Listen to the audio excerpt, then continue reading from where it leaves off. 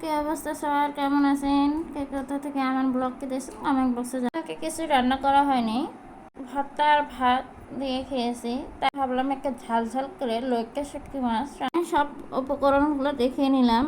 এখন একটু লইকা শুটকিটা ভেজে নিব। প্রথমে ভেজে নিয়ে গরম পানি বসিয়ে দিলাম। গরম পানি দিয়ে লইকা শুটকি ভালো করে কষলিয়ে ধুয়ে নেব, তাহলে বাজে গন্ধটা আর থাকবে না। বাড়িতে লইকা শুটকি খুব পছন্দ, তাই না? একটু ঝাল ঝাল হলে একটু মন্দ হয় না, তাই না বলুন? আমি আজকে ভাবলাম অন্য কিছু রান্না করব না, লইকা শুটকি রান্না করি করে। প্রথমে পেঁয়াজ কুচি দিয়ে দিলাম। পেঁয়াজ কুচি দিয়ে একটু হালকা ভাজা হলে হলুদ, লবণ, সব শুকনা মরিচ বাটা, সব মশলাগুলো দিয়ে একে একে একটু ভেজে নেব।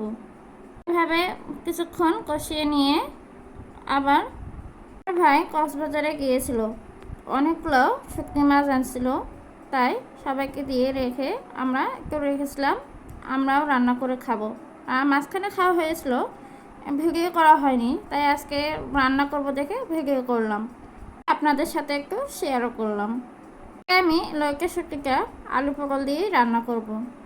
বেগুন দিয়ে রান্না। এখন শুটকি মাছটা ভেজে নেব লাল লাল করে, বাটিতে তুলে নিলাম ভালো করে।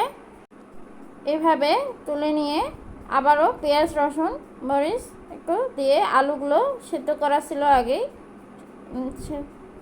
ভালোভাবে কষিয়ে নেব। এখন আলুগুলো দিয়ে কষিয়ে নিয়ে আবার পটল দিয়ে দেব এর সঙ্গে। আবারও ভালো করে আলু পটল একত্রে মিশিয়ে কষিয়ে নেব। এরকম করে ঝাল ঝাল করে রান্না করলে খেতে অনেক মজা লাগে। লইকা শুটকি আমার খুব পছন্দ, আর কার কার পছন্দ তা জানাবেন। আর এই রান্নাকে যদি ভালো লেগে থাকে কমেন্ট বক্সে শেয়ার করবেন। তো আলতোভাবে কষিয়ে নিয়ে এই তো রান্নাটা প্রায় কমপ্লিট হয়ে যাচ্ছে। আলু পটল দিয়ে রান্না করলেও অনেক মজা লাগে। আলু বেগুন দিয়েও রান্না করেছি, চিকন করে বেগুন দিয়ে থেকে রান্না করা হয়েছে। এই তো গুঁড়া মশলা দিব, গুঁড়া মশলা দিলে অনেক সেন্ট হয়, খেতেও ভালো লাগে। লইকা শুটকি মাছের ভর্তাও করা যায়, তাই না? একদিন ভর্তা করে আপনাদের দেখাবো।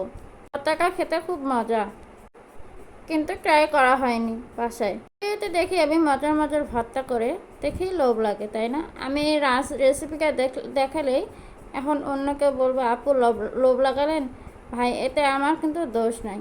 তারা নিজে আমার রেসিপিটা দেখে খেতে মন চাইলে রান্না করে ট্রাই করতে পারেন। আজকের মতো এখানে আমার রান্না শেষ। দেখুন কালারটা অনেক সুন্দর আসছে, দেখেই লোভ লাগছে, তাই না? আল্লাহ হাফেজ।